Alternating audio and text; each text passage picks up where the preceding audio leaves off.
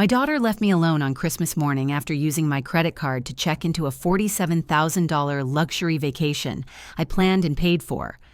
I woke up to a silent house and a cup of coffee that had gone cold without me. The Christmas lights blinked the way a hospital monitor does, steady and uncaring. On the kitchen counter, a folded note sat exactly where my mug should have been. Just one sentence. "We went without you. Do not worry, you can afford it. No Merry Christmas, no love, no apology." I stood there in my own home in Denver, Colorado, listening to nothing. No footsteps from the hallway, no cartoons from the living room TV, no excited voice of my 7-year-old grandson asking when we would open presents. The stockings I hung with care still waited. The cinnamon rolls I prepared the night before were untouched. My daughter, Eva, her husband, Mark, and even little Mason were gone. They had left while I slept. The alarm was never tripped because Mark had the secondary code.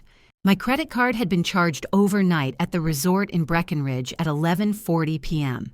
They checked in just before midnight. They took the gifts, the ski passes, the prepaid spa vouchers, and the town car I booked to pick them up. But the worst part was the note. It was not just abandonment. It was mockery. It was the single sentence that said everything. You can afford it. I reached for my phone automatically like any mother would. I called Eva, straight to voicemail. I called again. Blocked. I tried Mark. Nothing. I checked my banking app and saw the charges lined up neatly like insults. $5,000 for private ski lessons, $700 for in-room champagne, $3,000 for a New Year's private dining reservation. I stared at the numbers until they blurred. Then something inside me steadied. I walked to the living room. Under the tree sat Mason's snowboard. I bought it after he said Christmas with Grandma would be the best Christmas of his life. The wrapping paper had little penguins wearing Santa hats. I thought about the way Eva rolled her eyes when I told her I still wrap every gift by hand. The humiliation was heavy even before I saw the iPad. Eva left it charging beside the couch. It lit up when I touched the screen. Notifications kept appearing. Group chat. Just us CO. A message from 10:58 p.m. Christmas Eve.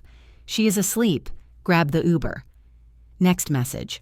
Finally a Christmas for adults. Another message. No nagging, no guilt. The worst one. She can play generous all she wants. She is just an ATM with lipstick. The words hit harder than the note, harder than the empty house, harder than the silent tree. I scrolled further. Leave before she wakes up. If she paid, she cannot cancel last minute. Old women like her should be grateful someone keeps them around. I had funded tuition, a wedding, an apartment down payment. I had answered every phone call where Eva said Mom just this once. I had raised her alone while building my accounting business from a folding table and a $20 calculator. I thought I was giving love. They thought I was giving money. I opened the resort confirmation email. My name, my card, my reservations.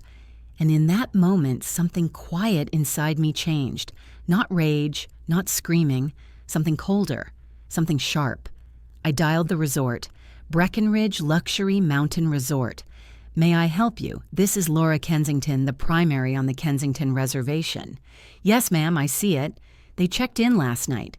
They seemed very excited. That is wonderful.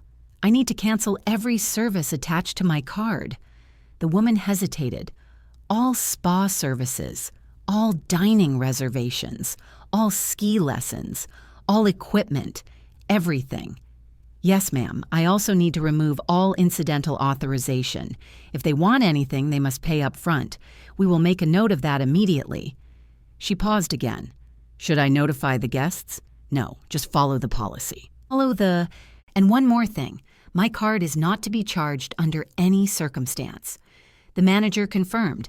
I hung up and opened my banking app again. Remove authorized users. Eva and Mark. Daily cap set to 0. I took control back without raising my voice. Then I whispered into the quiet house. Merry Christmas. If anyone watching has ever lived through a toxic family moment like this, a family betrayal dressed up as love, a money revenge story where the people you helped were the ones who cut you the deepest, stay with me. This is not the kind of justice that yells. This is quiet justice. If you are watching from somewhere in the world tonight, type quiet justice and tell me where you are. I want to know I am not the only one who woke up to a cold Christmas that turned into something stronger. September felt like a ledger I could not balance, no matter how carefully I aligned the columns. I was 52, a single mother who had built Kensington Ledger Services from a folding table and a second-hand printer, and I thought love would settle like interest in my favor if I kept paying into it. I had paid $120,000 in tuition when Eva decided on an education degree, because she said children needed patient teachers, and patient teachers needed patient mothers behind them.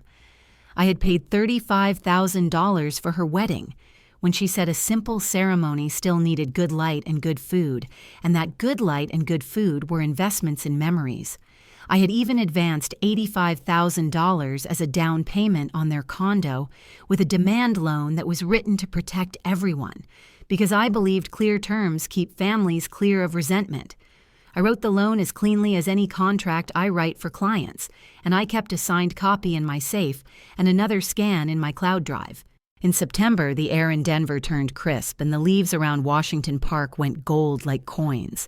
And I told myself that generosity was not a weakness. I told myself that family conflict could be softened by respect and that a mother could model justice in the small ways and the large. Then the little barbs began to appear in conversations like splinters under skin. Linda. My daughters? Mother-in-law stirred her tea at my dining table and smiled the way people do when they compliment a dress they do not like. She buys love with receipts, she said, and the room fell into that quiet where everyone decides whether to laugh or look down. Mark grinned and patted the table, as if it were a calculator. It is not family, it is payroll, he said, and Eva slid her eyes toward the window as if the changing light required study. I waited for my daughter to say something as small as, "Mom has done a lot for us," or as simple as, "That is not fair." She reached for a grape instead and said nothing. I stacked plates, cleared cups, and listened to my own house give back a version of me I did not recognize. I have been called many things in business: meticulous, exacting, unmoved by panic.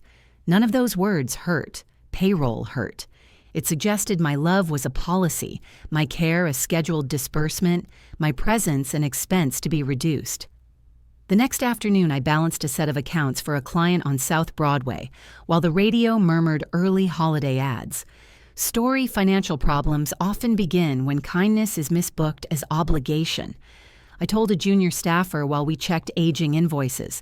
I heard my own words and realized I had been misbooking for years. Still, I hoped.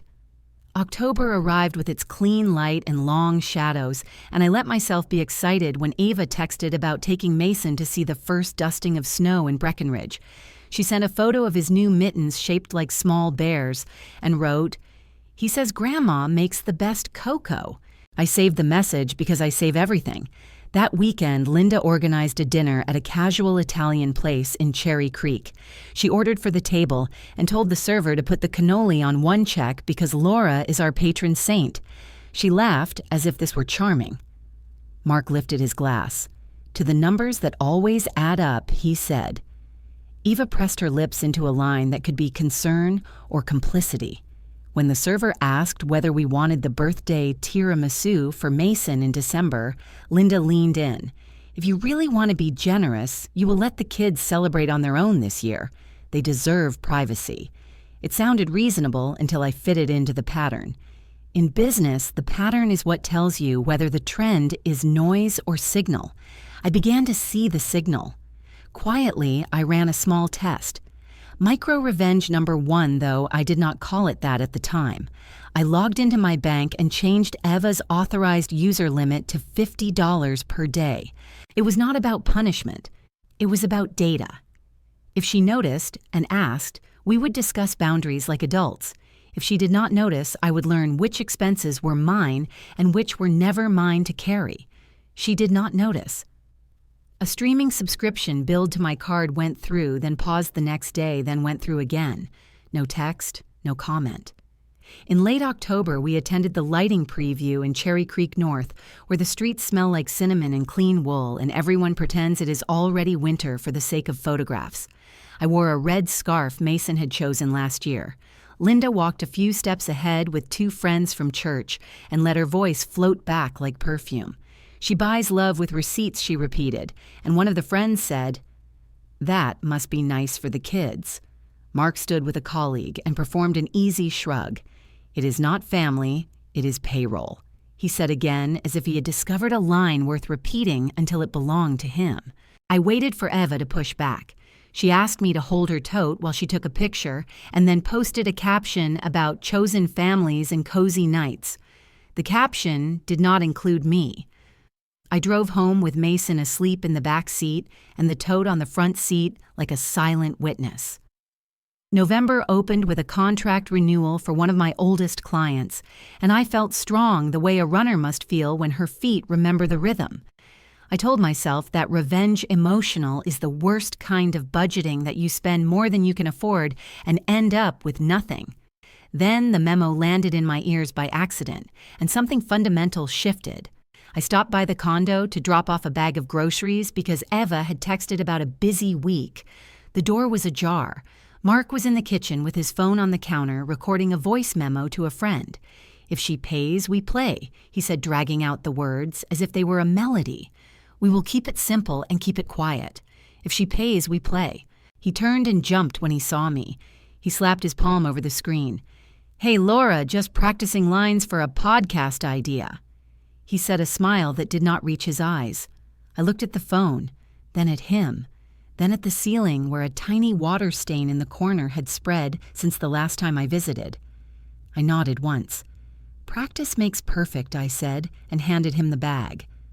On the drive home, I rolled the phrase around like a coin. "If she pays, we play." It explained the dinner toasts, the quiet captions, the borrowed codes, the vanishing thanks. It marked the point where affection had been converted into a balance ode. I pulled into my driveway and sat in the car until the heater ticked itself off. In my business, I tell clients that every number tells a story. The story those numbers told was not flattering. My family ledger did not show gifts. It showed expectations. I went inside and opened the file cabinet where I keep personal documents. I ran my fingers over labels I had typed a decade ago. Education, wedding, condo loan, phone plan. It was not about tallying. It was about understanding the narrative the data insisted upon. I closed the drawer and stared at the tree lights still coiled in their box on the laundry shelf. I did not know yet what December would bring. I only knew the seed of injustice had been planted long before anyone wrote a note on Christmas morning. Quietly, I began to move from hope to planning, from wish to policy, from open-ended generosity to terms that made sense. I told myself that justice is not loud. Justice is accurate, and accuracy was the one thing I could still control. Christmas lights have a way of making every street look gentler than it really is. Cherry Creek North shimmered with strings of white bulbs, fire pits glowing on the sidewalks, and children bundled in puffy coats holding paper cups of hot chocolate. I stood with Eva and Mark near the stage where the mayor counted down to the lighting of the giant tree. Music drifted through the air, soft carols that should have made the night feel warm. But my coat felt thin, and the smiles around me felt borrowed. Linda arrived with two friends from her church group. They wore matching red scarves and holiday pins, shaped like snowflakes. She announced herself before she reached us, calling out to the women beside her. "There she is, the ATM with lipstick." The words were sharp and bright, thrown loud enough for people nearby to hear. Her friends laughed the way uncomfortable people do, too loud and too quickly eager to show they understood the joke. I felt the sound hit me before I felt the meaning. My spine went rigid, and I waited for someone to say, "That was not fair, not kind, not how family speaks in public." Mark lifted his cup and gave a little shrug. "She keeps ledgers for love," he said, as if the idea were clever, as if affection could be balanced like a monthly account. Eva stood still and rearranged her scarf eyes, not on me, but on the singers, warming up on the stage. The lights flicked on all at once and the crowd cheered. Children clapped. Parents smiled for pictures, and my family stood in that glow pretending nothing ugly had been said. A woman near us turned to look at me. She recognized the tone more than the words, the way people know humiliation even if they do not know the story behind it. I lifted my chin and smiled at Mason, who was spinning in small circles, pretending to be an airplane. The night pressed on. Choir singers in red capes stepped forward, cameras flashed, families took selfies in front of the trees, and I tried to feel present. But the sentences kept replaying not because they hurt, but because they revealed something I could not unsee. The air smelled of cinnamon and roasted nuts. My breath made small clouds in the cold. I watched Eva laugh at a joke from one of Linda's friends, and I felt the distance settle. It was the kind of distance that does not require miles-only silence. Then something small and accidental shifted the scene. Pamela Briggs, my neighbor from across the park, waved from a few yards away. She had been filming part of the lighting on her phone for her sister in Texas. She walked over to say hello and asked if she could grab a photo of Mason in front of the tree. While she snapped the picture, her phone replayed a few seconds of her recording. In the clip, Linda's voice rolled out loud and greedy, ATM with lipstick. Pamela froze, glanced up at me, then pretended she had not heard it. She smiled gently and touched my elbow, a gesture that carried more comfort than anything my family had offered. The reel kept recording in her gallery. Later, I would realize that reel would have sounded clear enough to hear every syllable. The crowd began to break apart into the smaller shape of families heading toward their cars. The moment should have ended there, forgotten under the glitter of lights and the soft swirl of snow. But humiliation has a way of echoing in quiet spaces. We walked through the parking garage where the concrete turned footsteps into hollow taps. Mark pulled out his phone to check an email, and I saw the screen light up. Uber booking confirmed for December 25th at 4:20 in the morning. Destination Breckenridge Luxury Mountain Resort. Under the note field were the words, "Just us." It landed in my chest, like a stone dropping down a well. They were planning to leave before sunrise. They were planning to go without me. They had activated the plan long before they bothered to insult me in public. Eva leaned against the car door, scrolling through her messages, oblivious to what I had just seen. Mason sat in the back seat, blowing warm air on the cold window and drawing a heart with his finger. I got behind the wheel and drove slowly through the garage, letting the engine hum, loud enough to cover the racing of my thoughts. In the rearview mirror, Linda was still laughing as she and her friends walked away. I did not say anything during the drive home. The car was filled with the false peace of people pretending nothing was wrong. I let my silence become the first quiet retaliation. When we reached their condo, Eva thanked me for the ride the way you thank a stranger for holding a door. She kissed Mason on the head and wished me a good night. I pretended to not notice Mark tapping furiously at his screen like someone checking the last piece of a plan. I watched their building door close and drove back to my house near Washington Park. The streets were empty and the lights from the houses blinked through frosted windows. The humiliation from the evening had a shape now, not just words, but actions. Family betrayal is not always a single strike. Sometimes it is a series of nudges pushing you out of the picture until you are no longer in the frame. At home, I hung up my coat and made tea because hot water is something that steadies the hands. I opened my laptop and pulled up my Amazon account.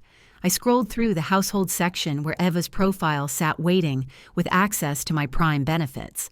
I removed her profile. A click. Then I removed her from Netflix and Disney Plus. Another click. It was not about money. It was about boundaries, about taking back 1 inch of ground after losing miles without noticing. It was micro-revenge number 2, and it was quiet enough that no one would see it coming. I shut my laptop and walked to the living room window. The sky over Denver was dark and clean stars sharp as pinpoints. Somewhere people were finishing cocoa, tucking children into beds, turning off porch lights. I imagined Linda telling her friends more jokes, making me the punchline in their holiday stories. I imagined Mark rehearsing new lines about payroll and receipts. I imagined Ava scrolling through photos and choosing not to think about what it meant to stay silent. Humiliation is a cold teacher, but it teaches quickly. I went to bed without turning on the tree lights. The room stayed dim, and the silence felt honest. The next morning, the sun rose pale and thin across the snow. I brewed coffee and balanced a small stack of invoices. When my hands stopped shaking, I opened my banking app again. The $50 limit from my first test still held. No message from Eva, no explanation, no acknowledgement. It told me everything I needed to know. When a family only notices generosity and never notices absence, the truth writes itself. Families either show up or show you who they really are. The next sign did not arrive with fireworks. It came quietly in the shape of a forgotten device. Eva left her old iPad on my couch after dropping Mason off for a Saturday playdate.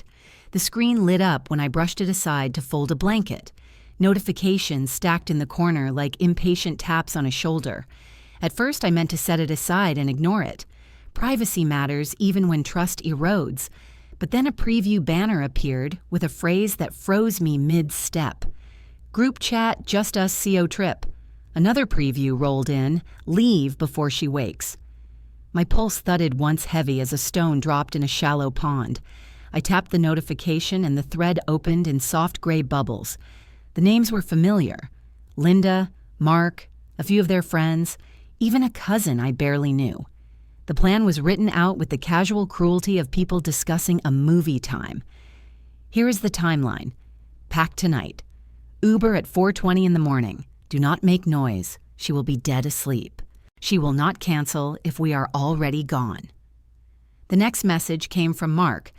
If she paid, she cannot cancel last minute. That is how it works. Linda responded with a small celebration emoji, followed by, too easy. One of the friends wrote, the ATM with lipstick strikes again. I swallowed hard and reread the lines because disbelief needs repetition to settle into fact. They were not just rude, they were strategic. They were plotting their absence like a school group planning senior skip day.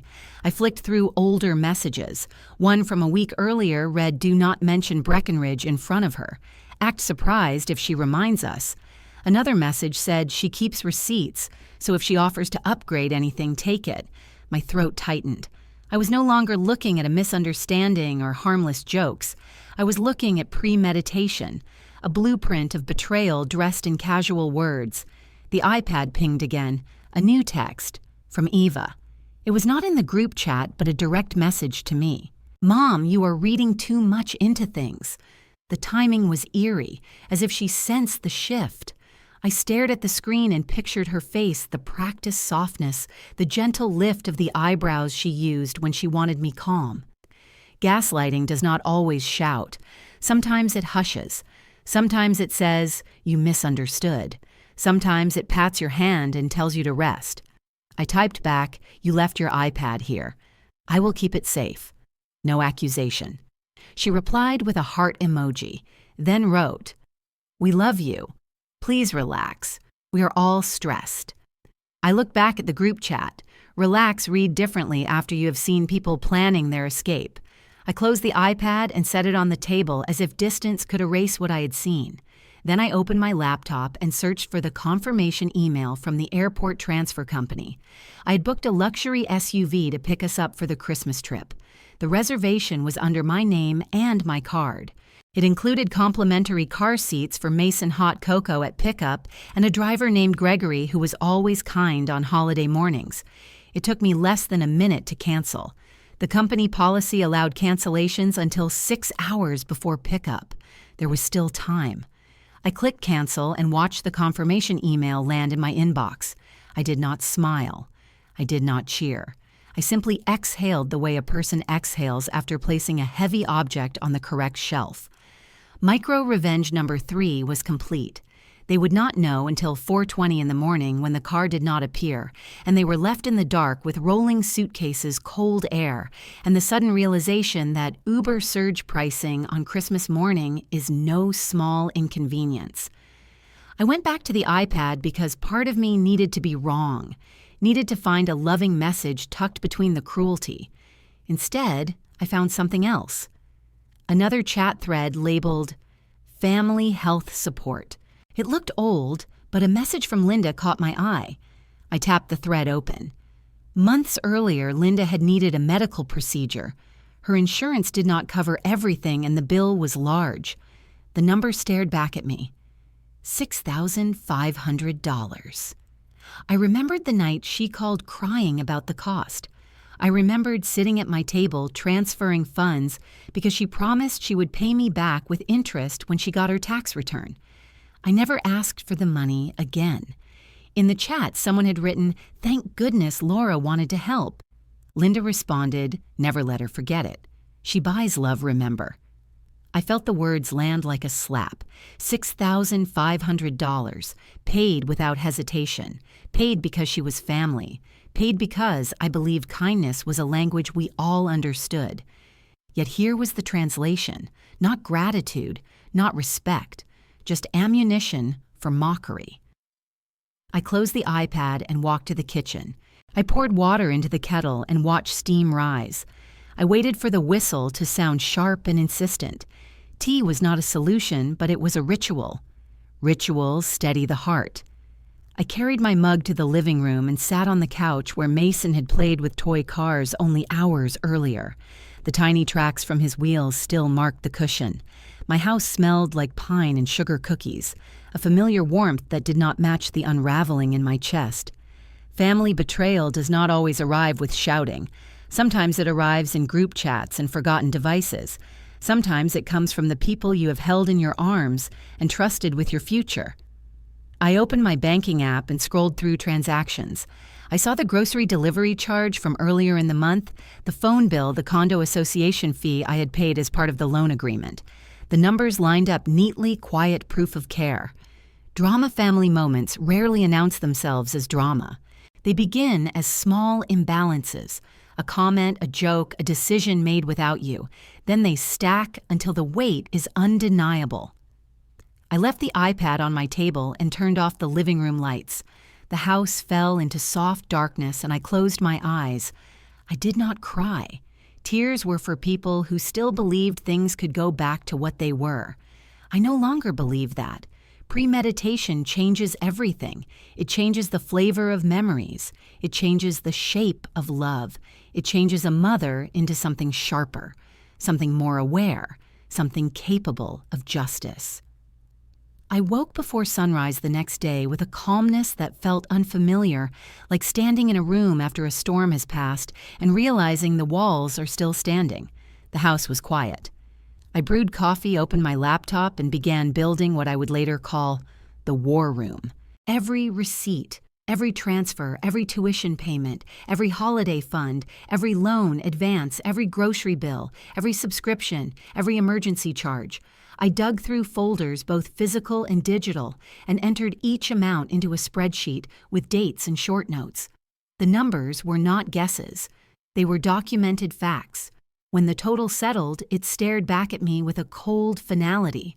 $346,500. Money that had been sent out with love and returned with mockery. It was a bittersweet total. The kind of figure that would shock a stranger but felt numbingly familiar to me. I saved the spreadsheet under the name Family Ledger and printed a copy for my safe. The sound of the printer was crisp in the morning air. Next, I picked up my phone and scrolled to a contact I rarely used outside of tax season, Ethan Park. He was 55, a lawyer with silver hair and a voice that never changed inflection even during crisis. He had handled my business contracts for 15 years. When he answered, I could almost picture him at his desk suit, pressed coffee cooling beside a stack of files. "Ethan," I said, "I need clarification on a loan." He asked which one, and I gave him the date, the signature file, and the scanned agreement. He listened without interrupting, a skill I had always respected. Then he said, "Laura, you know the terms are enforceable. 30-day demand, full repayment, or legal action. Also, the section on revoking guarantees and authorized access. It is all in writing." His tone was not emotional. It was factual, steady, the kind that keeps people from drowning in their own anger. I asked him to prepare a demand notice dated for January. He repeated my request slowly, the way lawyers do when they want you to hear your own decision spoken out loud. I confirmed. He paused. He asked if I was certain. I told him certainty had arrived the moment I read the words, "Leave before she wakes." He said he would begin drafting immediately. When the call ended, I opened my bank accounts and removed every authorized user: Eva, Mark, phone plan, credit cards, store accounts, all gone. Their names vanished from screens they had believed would always welcome them. The system asked if I was sure. I clicked yes without blinking. After that, I called my accountant, Nora Diaz, who was 50 and brilliant in the way quiet people often are. Nora believed in documentation as a form of truth. She answered on the second ring. I told her everything, every receipt, every screenshot, every voice memo, every piece of the story I could prove. She did not gasp or sigh. She simply said, "We will build an affidavit with supporting documents. Send me the files." I emailed the reel that Pamela recorded the screenshots of the group chat, the photos of the receipts, and a copy of the spreadsheet. Nora told me she would create a timeline log with dates, digital fingerprints, and verification for each transaction. She understood without being told that this was not revenge. It was record-keeping, accurate record-keeping. After the calls, I opened the reservation for Breckenridge Luxury Mountain Resort. The package I had purchased included a luxury suite, private dining, a chef-prepared Christmas dinner, bottles of wine, ski lessons, spa treatments, and access to the private lounge. I read the terms again with the eye of someone who had drafted contracts her entire adult life. Non-refundable meant money would not return to me, but the services could be changed. So I changed them. I downgraded the suite to the most basic room with 2 double beds instead of a private fireplace and a mountain view. I canceled spa services, wine deliveries, chef access, private dining, and ski equipment rentals. I kept only the room because the contract required a room to exist for the reservation to remain intact. Everything else vanished. The system sent me a confirmation email that spelled out the cancellations and adjustments. The difference in service would be noticeable the moment they arrived. No warm towels, no welcome champagne, no ski concierge, no private driver waiting with refreshments. They would learn quickly that comfort was not guaranteed just because I had paid once. I sat back on the couch and took a long sip of coffee. The kitchen clock ticked with steady rhythm. The war room was not emotional. It was rational. When people show you how they value you, you adjust your accounting. My phone buzzed. A new email from Ethan. He had reviewed the loan agreement word for word. The message was brief but powerful. "Laura, there is a clause I want you to read again. Section 12. It allows for late fees and interest escalation if bad faith is demonstrated." The phrase bad faith glowed on the screen. It meant that if a borrower intentionally took advantage of generosity while planning harm or deception, the debt could grow with legal approval. I opened the scanned contract and found the line. I had written it myself years earlier because I believed contracts should protect relationships from misunderstandings. I had never imagined using it against my own daughter and son in law, but there it was. If bad faith was proven, the loan would not simply be repayable. It would become enforceable at a higher cost. The evidence I already held was enough to demonstrate intent. The group chat planning to leave while I slept. The line, "If she paid, she cannot cancel." The taunts, the silence, the disrespect, the betrayal. I replied to Ethan asking him to calculate potential escalated interest and timeline penalties. Minutes later, he sent a preliminary estimate. The numbers were clear. The loan could legally increase. A different person might have smiled. I did not. I simply felt the shift inside me tighten into resolve. I printed the loan again and placed it beside the family ledger spreadsheet. Side by side, the pages looked like a story told in numbers. Numbers do not lie. Numbers do not gaslight. Numbers do not say you are reading too much into things. Numbers just speak. I walked through my house and began removing small reminders of generosity. The extra key I had left for Ava on the bookshelf. The emergency $20 bill I always tucked into her coat pocket, the holiday gift cards I had purchased for the resort shops. I placed everything into a drawer and shut it firmly. Outside the window, snow began to fall in quiet flakes. Denver moved on with its December routines, people shopping for presents, children writing letters to Santa, couples arguing gently over decorations. And in a modest house near Washington Park, a mother built a war room with spreadsheets and signatures because kindness without boundaries becomes a wound. It was not loud revenge. It was not dramatic. It was the moment I stopped waiting for apologies that would never come and started preparing a future where consequences arrived on time. Christmas Eve settled over the house like a heavy blanket that did not warm.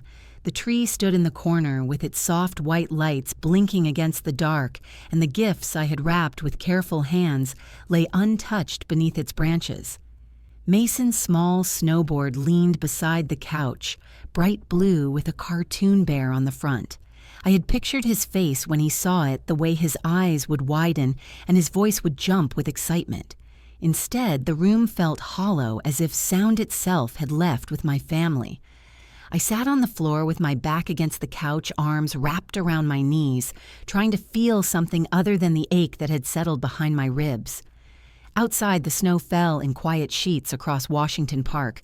Inside, everything waited, but no one was coming.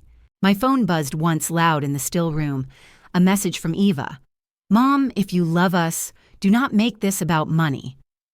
The sentence was short and sharp, like a blade slipped under the skin. She knew exactly where to cut. It was not enough that they were leaving. It was not enough that they planned it. Now I was the villain for noticing. It was a familiar tactic. Turn the harmed into the problem. Pretend love means silence. Pretend respect means obedience. Pretend betrayal is a misunderstanding. I stared at the message until the letters blurred. My breathing slowed. I typed a reply and erased it. Typed another and deleted it. There was nothing to say that would change her mind. People who plan abandonment do not care about explanation. People who gaslight do not want truth. They want compliance. I stood and walked to the small safe in my bedroom closet. I turned the dial, opened the door, and took out the loan agreement I had drafted for the condo down payment.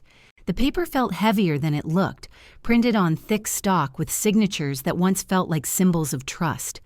I carried it to the kitchen table and laid it beside my ledger. The numbers told a story no one could argue with. I opened a small notebook where I kept personal notes, the kind no one sees, and wrote 3 simple words: dignity over money. I stared at the sentence for a long time. It was not about punishing them. It was about saving myself, about refusing to be reduced to a wallet with a heartbeat, about drawing a line that could not be crossed again. Midnight ticked toward morning and the house grew colder. I made tea and poured it into a mug with a picture of Mason wearing a snowman hat. I held the cup close to my chest, fingers wrapped tight around the ceramic. The tree lights flickered and the ornaments cast small shadows across the wall. The dark tunnel had no dramatic music or loud heartbreak. It was quiet. It was the kind of silence that forces you to look at the truth. I was alone on Christmas Eve because the people I loved chose to leave me. Not by accident, not by misunderstanding, by plan. When the clock struck 1 in the morning, I picked up my phone again. I logged into the phone service account, my name, my payment information, my signature on file. Eva and Mark's phone line sat under my plan without contribution or thanks. I selected their lines and turned off international and roaming services. The system asked if I wanted to disable travel mode. I clicked yes.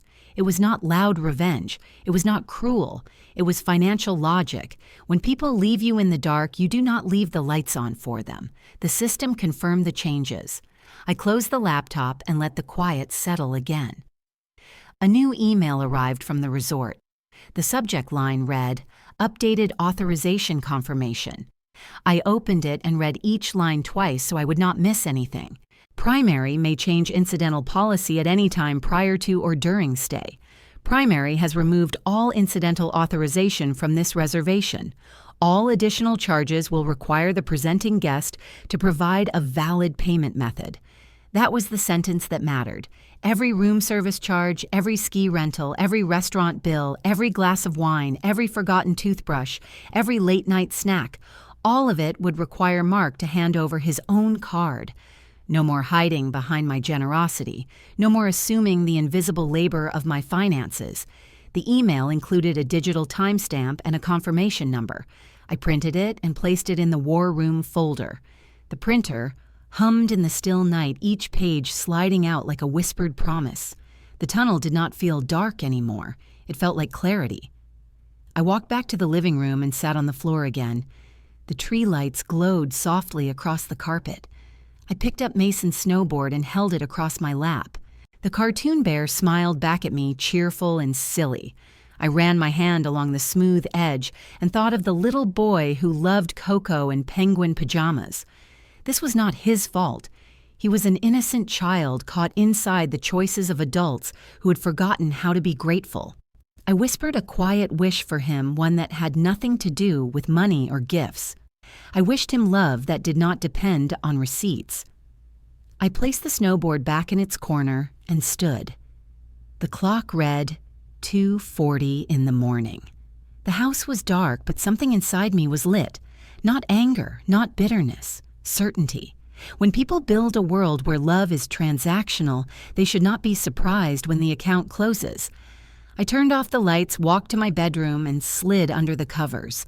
The house creaked with the settling of cold air, and the snow outside continued to fall. When sleep finally came, it was deep and dreamless. Morning would arrive soon, and when it did, the world would look the same, but the balance of power would not. Christmas morning arrived without sound. No footsteps on the stairs, no smell of cinnamon rolls. The house felt like a museum of a holiday. No one showed up to attend. I woke before the sun and sat at the edge of my bed, staring at the faint glow of the tree lights through the cracked door. It should have hurt. It did. But the pain was clear and cold and honest. I had given my daughter every chance to choose decency. She chose convenience. She chose money over relationship. She chose betrayal. So I chose myself. I walked to my office, turned on the small desk lamp, and opened the folder marked Breckenridge. The reservation confirmations lay neatly stacked in chronological order. 7 nights, 3 rooms, private spa package, chef services, ski rentals, wine pairings, room service carte blanche. I dialed the resort, waded through the holiday greeting, and listened to the ring echo in the still room. Breckenridge Mountain Resort. This is Claire. How may I assist you?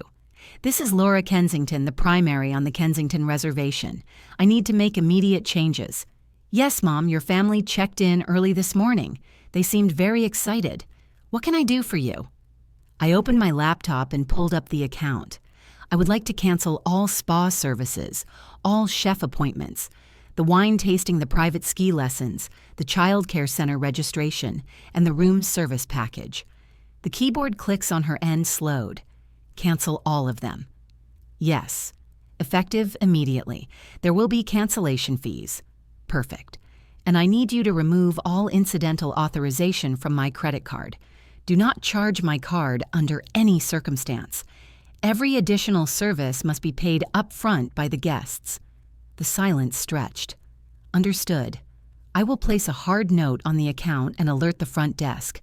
Anything else? Yes. Please downgrade the rooms to standard level. Keep the non-refundable rate. They may stay. They will simply do so at the basic tier. Claire hesitated. I will update the reservation now. You should receive an email confirmation within the hour. Thank you. I hung up and waited for the email. When it arrived, I printed it, stamped the time and date at the top, and placed it in the War Room file. The tree lights blinked again, steady and indifferent. I opened my banking app. Eva and Mark sat as authorized users on every account I owned. Groceries, gas, streaming, shopping, restaurants, spa trips, little purchases that added up to a quiet bleed through my finances. I clicked Remove User. The system prompted a warning. Removing authorized users will immediately disable their cards. Confirm. Yes. Next step. Daily spending cap. I dragged the limit bar down until it stopped at 0. Confirm. Yes. The system asked if I wanted to close the card completely. Not yet. A closed card did not teach a lesson. A disabled card did. I locked the card and the app confirmed. Effective immediately. At that moment, somewhere in Breckenridge, a card was sliding through a machine and returning declined. I made tea, sat back down, and opened the Chase Auto portal. When Eva and Mark bought their car, they were 2 signatures short of qualifying. Mine filled the gap. My finances guaranteed their comfort. My trust made their life smooth. I selected the option to request removal as guarantor. A message popped up. Removal of guarantor requires primary borrower to qualify independently. If unable, the loan becomes immediately due, or the vehicle may be repossessed. Confirm request. Yes, the screen updated. A representative would contact me to finalize. I placed that printout in the folder as well. I picked up the small box of gift cards I had purchased for the trip. Spa sessions, ski shop credit, a Christmas dinner voucher, each one refundable for 24 hours after purchase if unused. I opened the refund portal. 1, 2, 3, cancel, cancel, cancel. The balance returned to my account clean and silent. That alone was not revenge. It was simply remembering that generosity without gratitude becomes a lesson, not a gift. My phone buzzed. Ethan, my attorney. Working on a holiday. Most people would wait. I was not most people anymore. Merry Christmas, he said. I assume this is not a social call. I told him everything clear and simple, no tremor in my voice. He listened without interruption the way lawyers do when they are building a case in their head. When I finished, he exhaled slowly. You have all the documentation, the note, the chat messages, the recorded insults, the financial records, the resort confirmations, and now the card removals. Do you want to proceed? Yes. Immediately. Even today. Especially today. He did not argue. He opened his system and typed. I could hear the keyboard on the other end. I will draft a demand letter requiring payment of the loan per the agreement, 30 days from receipt. I will reference financial dependence, bad faith, premeditated exploitation, and provable acceptance of benefits with intent to exclude. I stared at the tree lights, each bulb flickering like a heartbeat. Can you send it today? Yes, he said. I will send a digital e-sign version with timestamp. Christmas Day. No one can claim misunderstanding. They will have 30 days starting now. Thank you, Ethan. He paused. Laura, are you sure? Once this goes out, they cannot pretend anything was an accident. I am sure. People who plan betrayal do not deserve the comfort of excuses. He sent the document. Minutes later, my email pinged. Demand for payment. Signed. Stamped. Delivered. I printed the letter. The date at the top was crisp and clean. December 25. No ambiguity. No mercy disguised as politeness. I placed the paper in the war room folder and closed it with steady hands. My heart did not race. My breathing did not shake. It felt like closing a door that had been left open too long. The snow outside continued to fall, covering the sidewalks in a soft white sheet. Somewhere in the mountains, my daughter and her husband were discovering that my generosity was not endless, that their safety net was made of my patience, and patience has an expiration date. When I walked to the living room and looked at the tree again, the lights did not feel mocking anymore. They felt like witnesses. I picked up the notebook and wrote one more sentence. This is the day I said no. And for the first time in a long time, no felt like love. The email confirmation from the resort arrived before noon, and I set it beside the stack of documents that had become my armor. I expected silence from the mountain, maybe a few frantic texts, maybe Ava trying her soft voice, the one she used whenever she wanted something expensive. Instead, my phone lit up with an incoming call from an unfamiliar number. I answered, keeping my voice calm. This is Laura.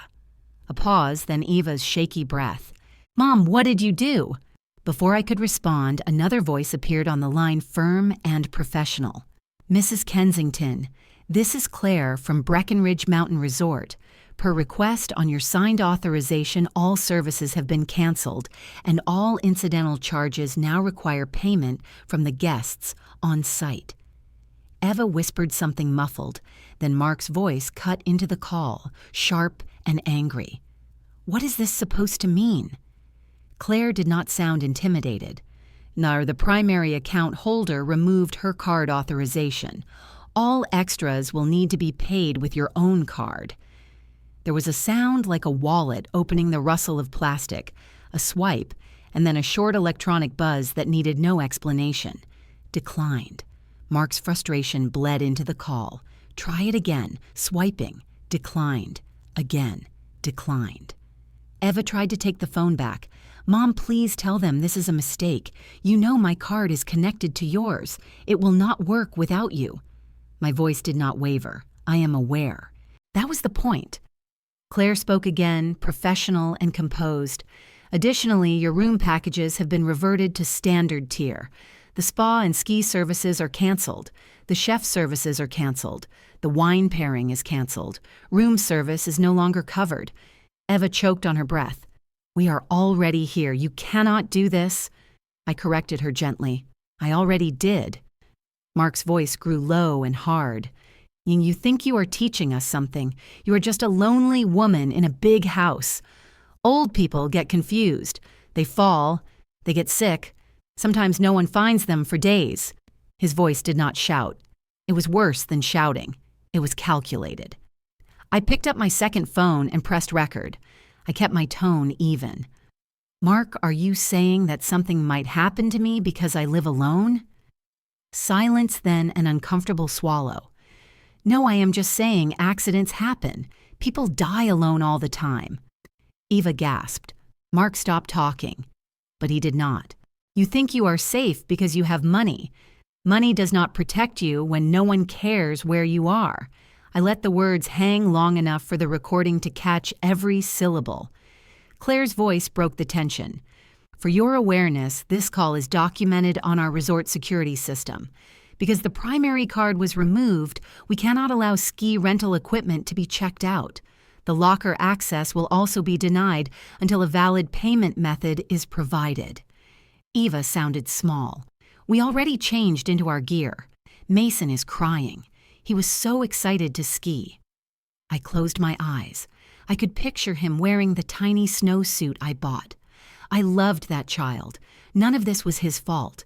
But sometimes consequences fall, where lessons must be learned. I spoke to Claire. "Please lock their ski rentals and lockers." Mark exploded. "You cannot touch our equipment. We already have it." Claire remained firm. "It belongs to the resort, and without a card on file, we cannot release it. We will hold everything at the rental desk." Mark's anger snapped like a branch under pressure. "This is ridiculous. Call her back. Fix it." I heard footsteps, raised voices, the scrape of gear being taken off. Claire continued calm and polite. "One more thing. Your key cards will need to be reissued once you provide a new card for the deposit. That is standard policy when the primary account withdraws authorization." Ava's voice broke entirely. "Our keys are gone." "What do you mean gone?" Claire answered. "They hold a digital link to the old authorization. When it was removed, the system automatically disabled them. You will need to see the front desk. Bring a working card. Good day." The line clicked. Ava's voice came back trembling, desperate, half crying, half furious. "Mom, this is humiliating. People are watching us. Mason is confused. Mark is losing it. We are standing at the front desk in our socks. The staff will not let us inside until we pay. Do you think this is funny?" I told her the truth. No, none of it is funny. Betrayal never is. She tried to breathe, but it came out as a sob. "Why are you doing this?" I answered with the simplest sentence I knew. "Because you plan to leave me alone on Christmas after using my money." She scoffed through tears. "You always make it about money." I corrected her again. "You made it about money when you decided that as long as I paid, you did not need to treat me with respect."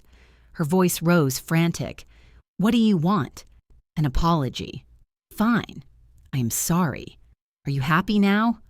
I did not feel satisfaction. I felt clarity.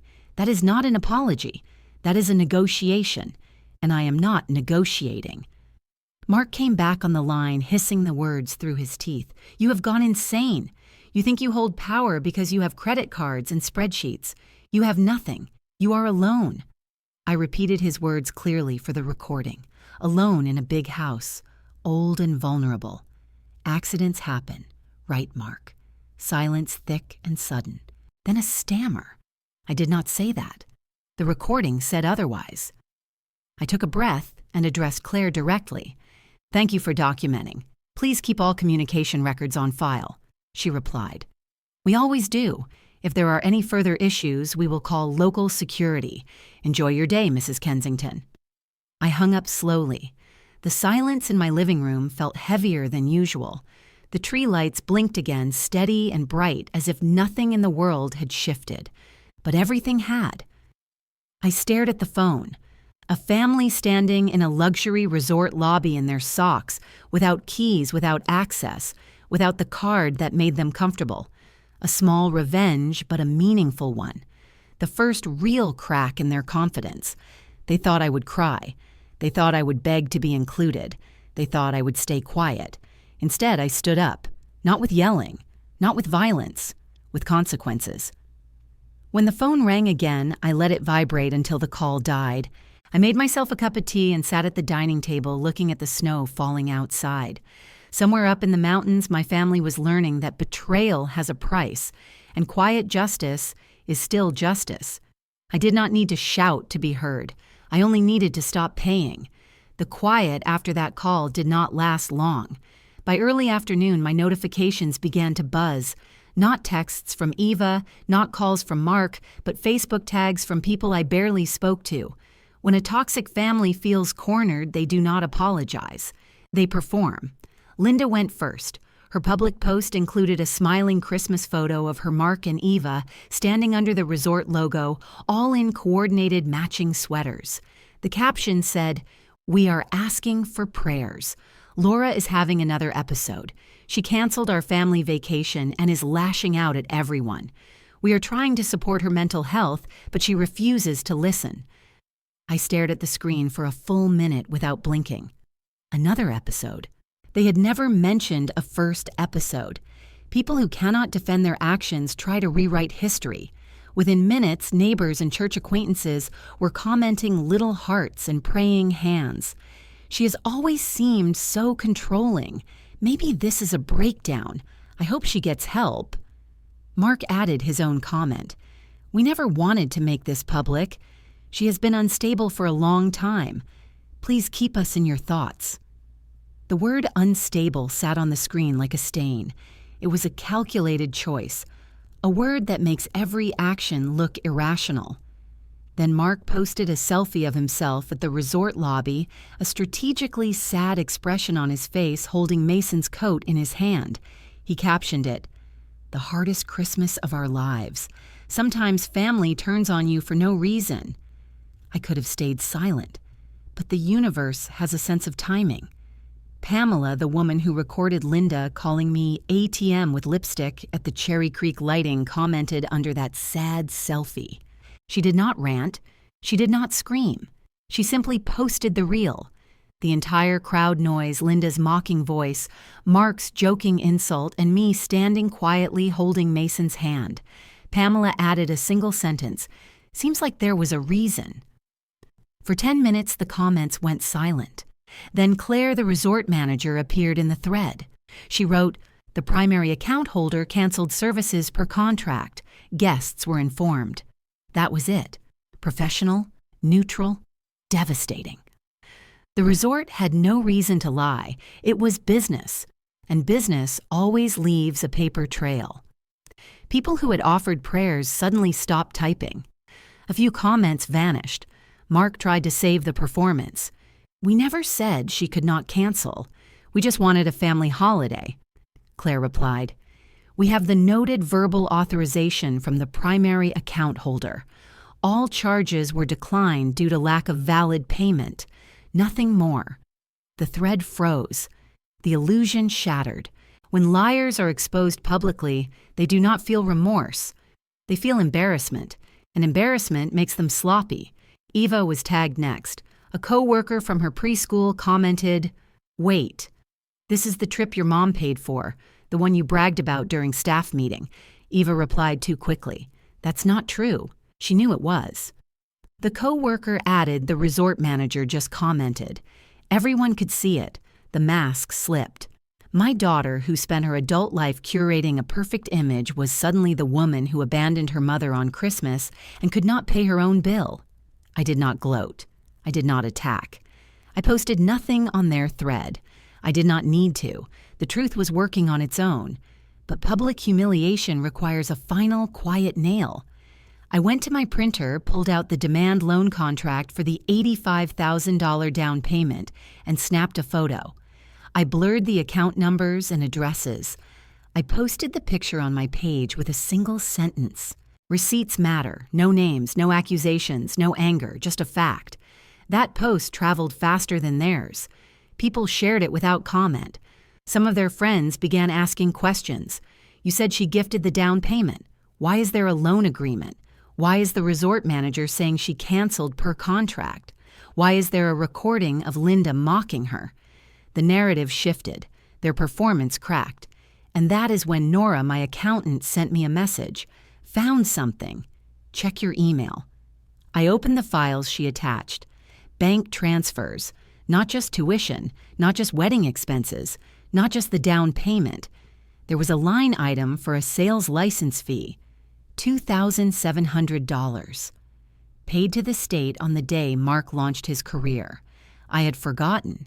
He needed the fee to sit for his licensing exam. He asked during dinner, said he would pay me back. He never did. But in the group chat, the same chat where he called me a walking ledger, he told his friend, I earned this license on my own. Nora highlighted the transaction. Financial dependence documented. And because he had threatened me on the phone because the resort had recorded it because the insults were public, because the paperwork showed a pattern, the story of a toxic family and financial betrayal was no longer a story I told. It was evidence collected.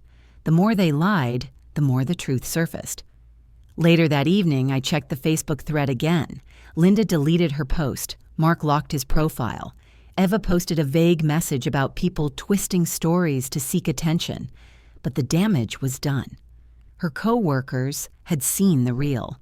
The resort manager had confirmed the truth. Pamela had saved the original recording. No one believed the unstable narrative anymore. That night, I sat beside the tree and watched the lights reflect against the window. I used to think exposure meant screaming, but real exposure is quiet. It is letting people reveal themselves. It is letting receipts speak. It is letting betrayal unfold in public without raising your voice. The snow kept falling. The neighborhood was silent. My house was warm. And for the first time in years, I did not feel alone. I felt free. 3 days after the Facebook spectacle, the doorbell rang just before sunset. I saw them through the glass panel of the front door before they saw me watching. Eva holding a bouquet of white lilies, the same flowers I brought to her father's funeral years ago. Linda clutching a tin of cookies she clearly bought from the grocery store on the way over. Mark in a button-down shirt that still had the fold marks on it, shifting from foot to foot with forced humility. Mason stood between them, small and confused, bundled in a jacket that was too thin for the weather. White lilies were not apology flowers. White lilies were funeral flowers. They were symbolic. We brought these so the world will see us grieving over your behavior. I opened the door without stepping aside.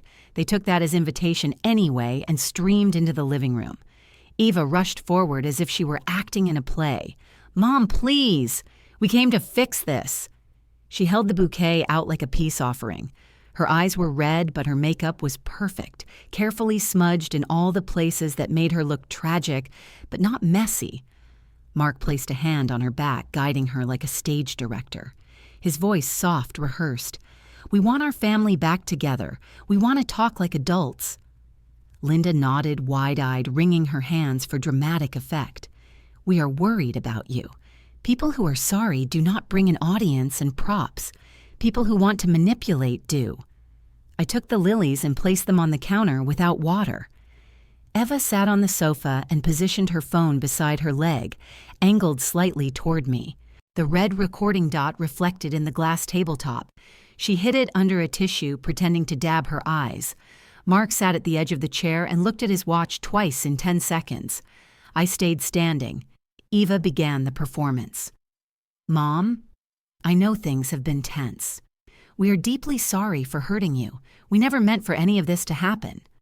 Her tone was soft, the kind used on preschool parents during teacher conferences. Carefully measured, emotionally packaged, free of accountability. I asked a simple question. "What exactly are you sorry for?" She blinked. "A good liar prepares speeches, not answers." "For upsetting you. For misunderstanding." She stopped when the words began to fall apart. Mark jumped in. "We should not fight. We are family. Money should not come between us." That sentence told the truth he did not mean to tell. They still believed money was the issue.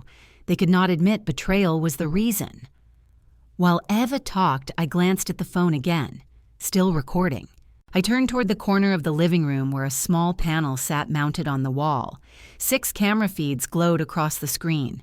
Front door, side porch, living room, kitchen, backyard, garage, all recording. I walked over and tapped the screen. The camera light blinked brighter confirmation of active footage. I turned back to them. "You can stop recording." Eva froze. "I am not recording." Her voice cracked. I tilted my head.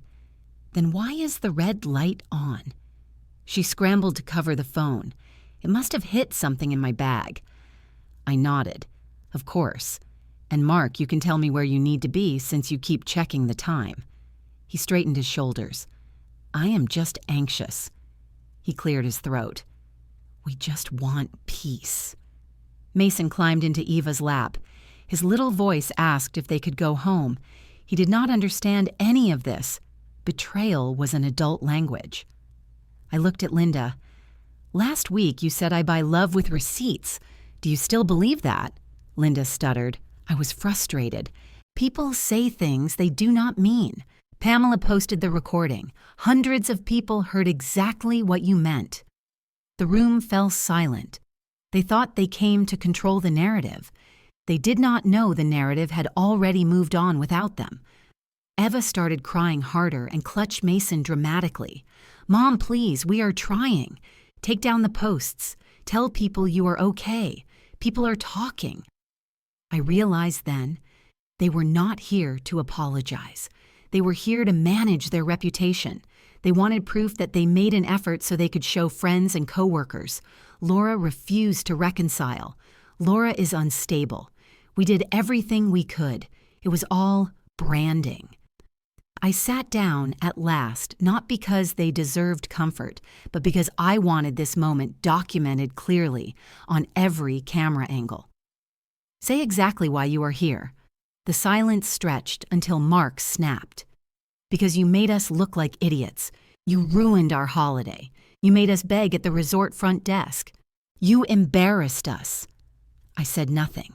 He tried again. "You are punishing us. You want control. You want power." I kept my voice level. I wanted respect. I got silence. Then a strange flicker crossed Mark's face. Anger and desperation mixed together. He leaned forward. "You cannot stay alone in this big house forever.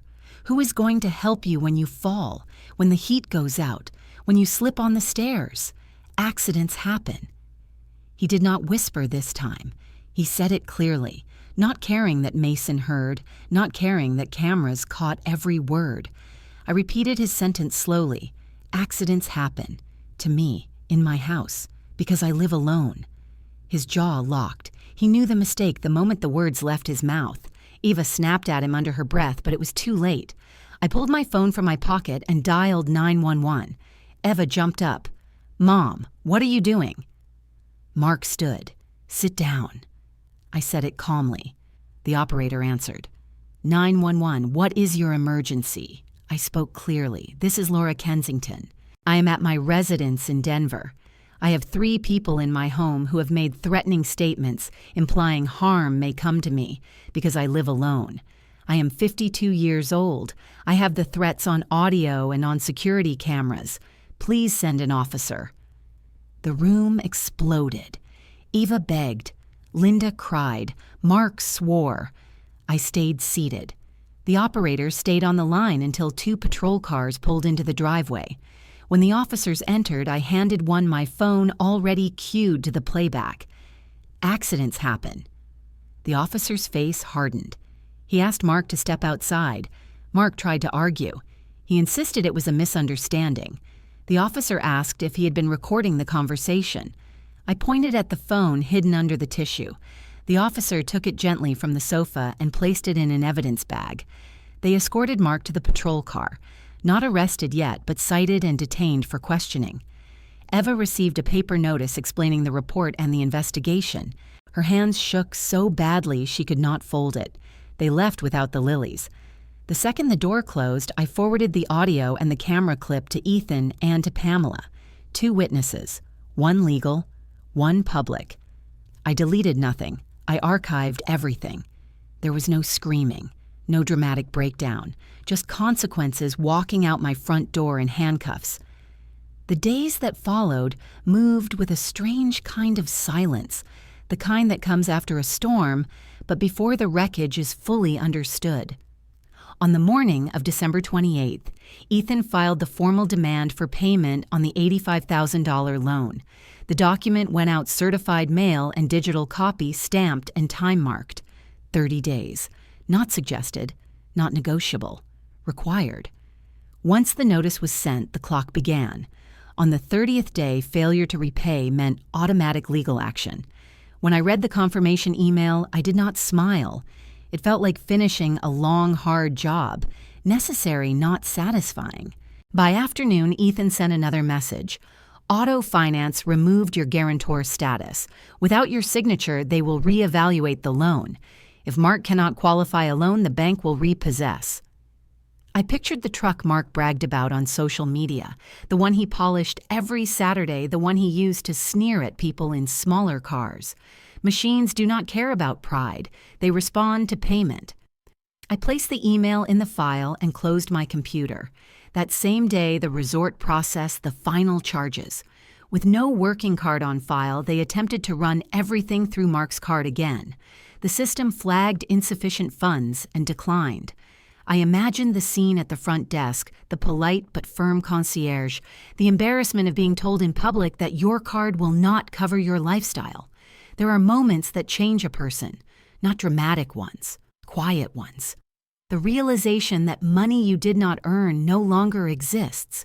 The realization that the person you thought you controlled was done being controlled. By January 2nd, Pamela sent me a text. You should see Facebook. Apparently, the family left the resort early. Someone posted a blurry photo of Mark arguing at the counter while Eva tried to coax Mason away from the mess. None of them were smiling this time. No matching sweaters, no curated captions, just consequences. When the police report from the menacing complaint officially entered the system, Mark's employer placed his job under review pending investigation. Companies do not like risk. They do not like headlines or employees who appear in police logs. His position was suspended and payroll paused until the case resolved.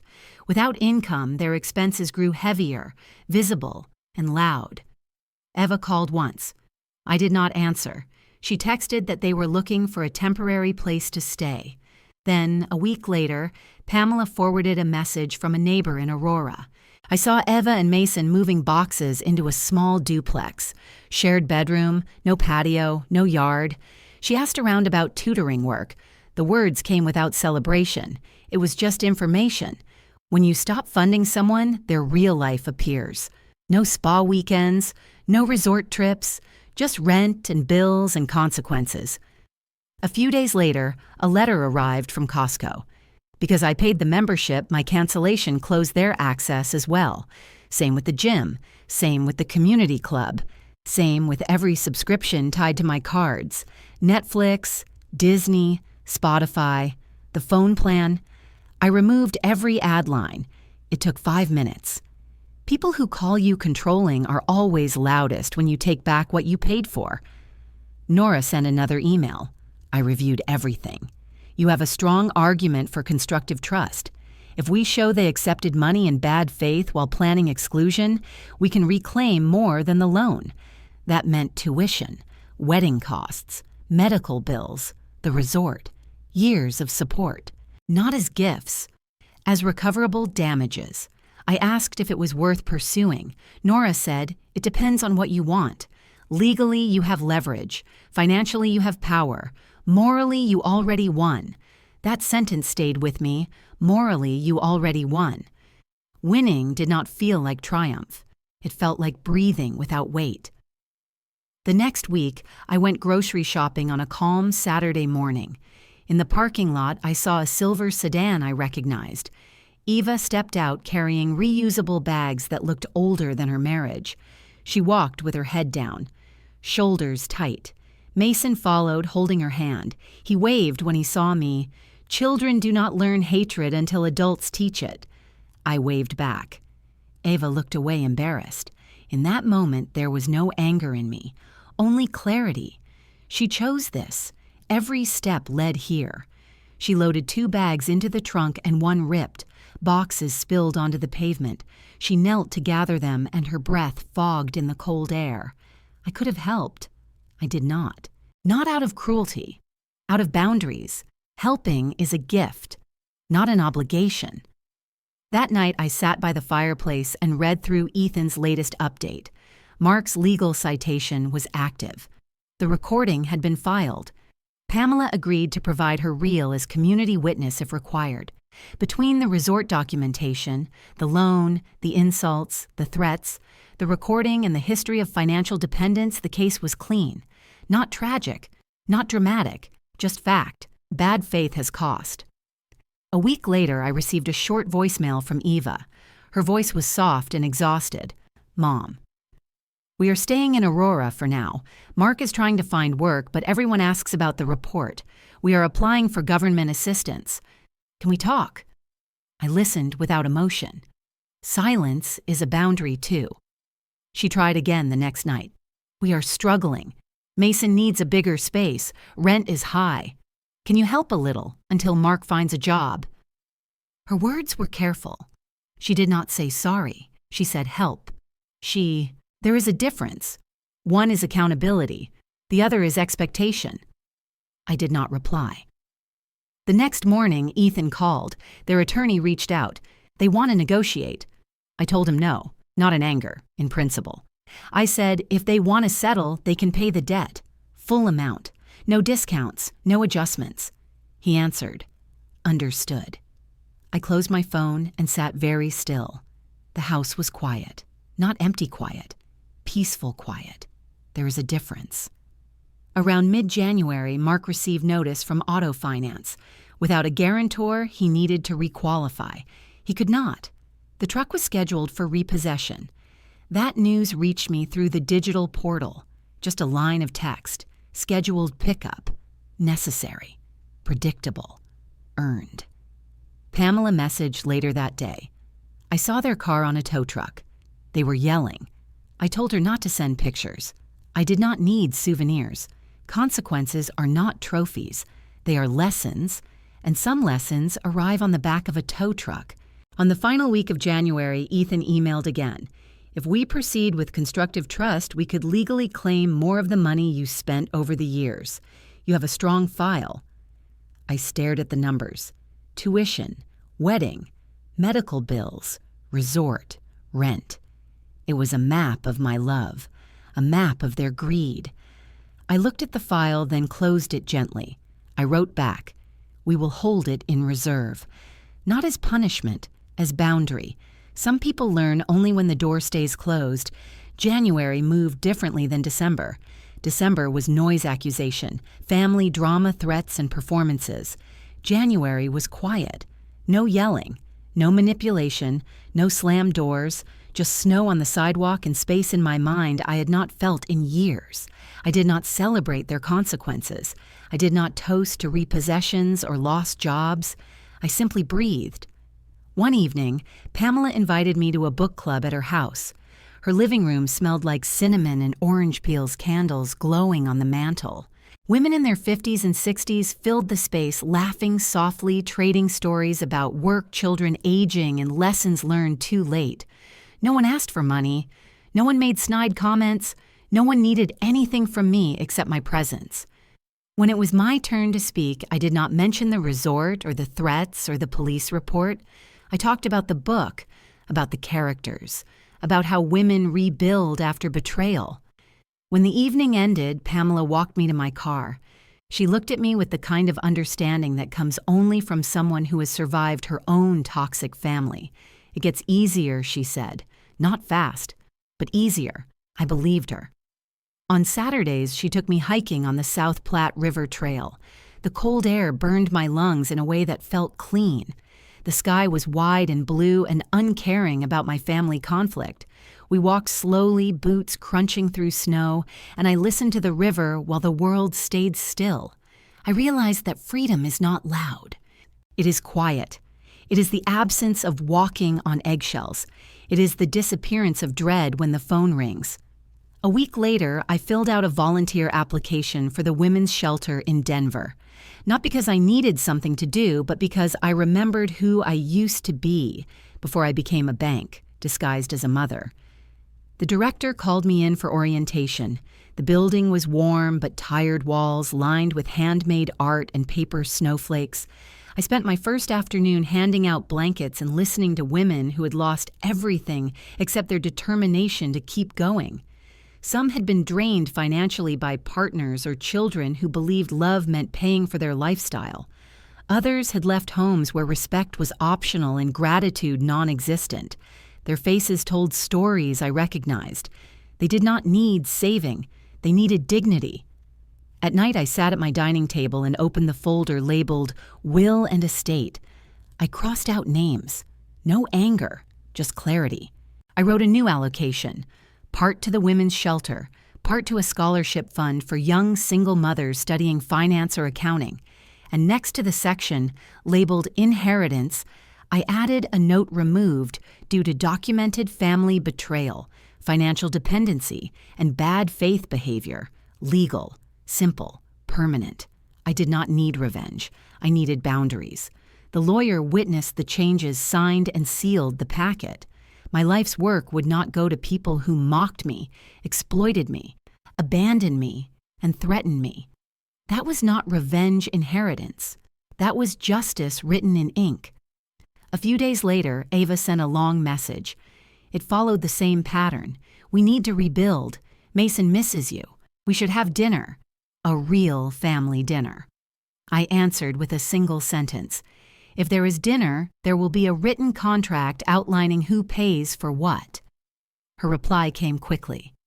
What kind of mother demands contracts for dinner? The kind of mother who learned her lesson. That sentence ended the conversation. Silence returned. It felt like fresh snow, clean, untouched. Micro-revenge, gentle but firm. No more free meals, no more bills covered. If they wanted access to me, they had to earn it with honesty and respect. A week later, Pamela texted me again. You should meet someone, she wrote. Second Act Women Founders. It is a group in Denver. Women 50 and older who start new lives after loss. Betrayal, divorce, or reinvention. I hesitated. For years, my life revolved around supporting Eva. Every decision filtered through her wants. The idea of choosing something just for me felt unfamiliar. But Pamela drove me there anyway. The meeting was in a renovated warehouse with exposed brick and tall windows. Women stood in small circles holding coffee, talking about new businesses, new careers, new friendships, new purpose. No one mentioned age as a limitation. Someone handed me a name tag that read, Laura. Nothing more. Not mom. Not ATM with lipstick. Just Laura. A woman. A whole person. I joined a table where women discussed community grants for projects that supported seniors who lived alone. One woman designed a grocery delivery app for elderly neighbors. Another started a bookkeeping service for small businesses, run by women over 50. I told them about Kensington Ledger Services, the business I built from nothing while raising Eva alone. They listened with respect, not entitlement. When the evening ended, a woman with silver hair and sharp eyes said, "You have a good mind. You should be building something for yourself, not for people who only take." That sentence broke something open inside me. I realized I had been shrinking for years to make room for someone who only wanted my money, not my presence. Leaving that meeting felt like leaving a locked room I did not realize I was trapped in. The air was cold and sweet when I stepped outside. Pamela smiled. "You are getting yourself back."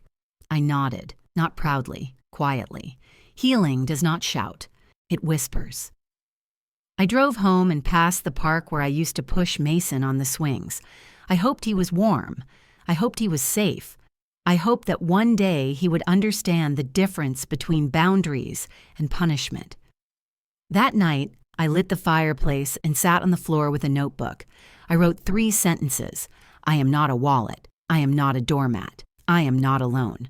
The next morning, I received an email from the shelter. "We would love to have you as a regular volunteer. Orientation completed. Welcome to the team." I closed my eyes and let the warmth of that sentence sit in my chest. It was not dramatic, not triumphant, just steady. My life had room again. Room for peace, room for purpose, room for people who saw me as a person, not a resource. Betrayal family karma is not loud. It is simply the universe returning what was given. When you give exploitation, you receive consequences. When you give love but take advantage, you receive distance. When you give respect, you receive dignity. And when you give yourself permission to walk away, you receive yourself back. Revenge story money did not end with dollars. It ended with silence. Not the silence of abandonment, the silence of peace. February settled in with heavy snow and long, quiet mornings. I spent the first days of the month sorting papers, organizing receipts, and archiving every email message and legal document into labeled folders.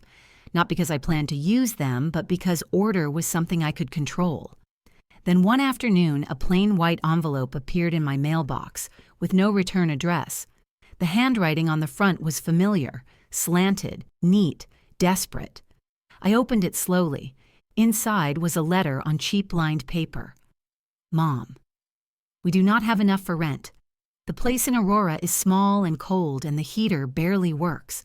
Mark is trying to get interviews, but the police report keeps showing up. Mason needs new shoes. He is growing fast. Could you please send $500 a month until we get back on our feet? I promise it is temporary. We just need to survive." There was no apology, no acknowledgement, no accountability, just need and expectation. I read the letter twice. Then I placed it in the file labeled Requests. I did not respond. Sometimes silence is the only answer that teaches anything. A week later, another envelope arrived. This time, the handwriting had more urgency. "Mom, you did not reply. We are scared. Please respond. 500 is not much. You spent that on groceries. Mason misses you. He asks why you will not help." I folded the paper. I did not cry. I did not shake. I made tea and sat at my dining table with a fresh sheet of paper. If my daughter wanted communication, she would receive it, but not the kind she expected. I wrote a boundary letter, not cruel, just clear. Ava, I received your letters. I am choosing to respond in writing for clarity and record. There will be no financial support unless it is formal. Any loan must have a contract interest rate and deadline. No cash, no verbal agreements, no temporary help. If you want assistance, you will sign paperwork acknowledging repayment terms. If you refuse, there will be no money.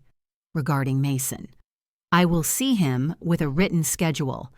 All visits will be planned ahead and agreed upon in writing. If you cancel last minute, the next visit will be rescheduled at my discretion.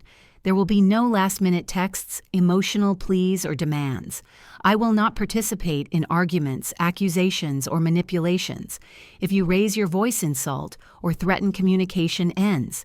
You made choices. Choices have consequences. I am not punishing you. I am protecting myself. If you want a relationship, it will be built on respect, honesty, and boundaries. Not money, not guilt, not control. Laura. I read it twice. Every sentence carried a steady weight. No anger, no blame, just rules. And rules are where respect begins. I mailed the letter certified so there would be no lies about lost mail. Then I went for a walk in Washington Park. Snow covered the ground in a quiet blanket. Children sledded down small hills. Dogs chased sticks across the frozen lake bank. I walked slowly, my boots crunching through snow. The air was sharp and clean. For a long time, I believed forgiveness meant erasing pain, shrinking myself, softening harm, pretending it never happened. Now I knew forgiveness simply meant refusing to carry what was not mine. Betrayal was theirs. Boundaries were mine. At the edge of the lake, I stopped and closed my eyes. I remembered the girl I used to be, strong, ambitious, building Kensington Ledger Services from a tiny desk in a one-bedroom apartment while raising a toddler. I remembered holidays that were simple and happy. I remembered a time before entitlement grew into expectation, and expectation grew into resentment. The snow drifted softly against my coat, and I whispered the words that had carried me through every sleepless night. Dignity over money, truth and closure. Somewhere in Aurora, Ava was reading my letter. Maybe she was angry. Maybe she was crying. Maybe she was telling herself a new story about me. But stories do not change consequences. When you build your life on someone else's wallet, you live at the mercy of their patience. And mine had finally expired. I walked home with the late afternoon sun turning the snow gold. For the first time in years, I did not wonder if the phone would ring with demands. I did not worry about holidays ruined by guilt. I did not feel bound to people who had never once protected me. I felt free, completely, quietly, unemotionally free. In the evening, I sat by the window with a blanket and watched the street lights glow. My house was still, peaceful, mine. There would be new chapters now, maybe travel, maybe business, maybe love. I did not need to know. I only needed to move forward. Before I turned off the lamp, I opened my laptop and wrote a final note in my journal. Some people believe family means unconditional access. It does not. It means earned trust. It means respect. It means doing right when no one is watching. When betrayal comes wrapped in smiles and holiday bows, justice does not need to scream. Justice simply leaves, and the door stays closed. If this gave you quiet justice and silent revenge, drop a line for emotional resilience. Choose dignity over money, stand for truth and closure. If you are standing up for yourself, type reclaiming respect. Let this be your lesson in betrayal, real justice without hate, just revenge through truth.